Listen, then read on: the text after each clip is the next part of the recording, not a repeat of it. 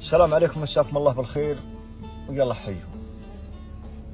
الرفيق وابن العم والغرام والقريب والطيب من الناس البعيد، هذا لا يطال عمر الرجال الصاحي الواعي في ذا الزمان، ترى والله انه ما يفرط فيهم نهائيا. ومهما ابتعد الرجال من ربعه ولا من قبائله والله انه يطول العمر ما له قناة منه، مثل ما شفتوا في بعض المواضيع اللي حاصله. والرجال اللي يقوي علاقته وترابطه مع قبائله ومع ربعه حتى ولو انه نازح منهم، تراه ما عين الله كل علم طيب. فالله يجمع شملنا وإياكم على طاعته ورضاه.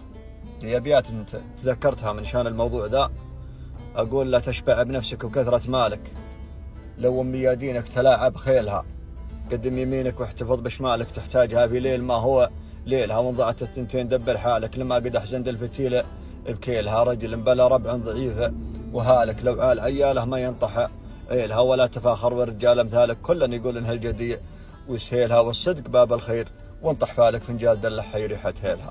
سلامتكم.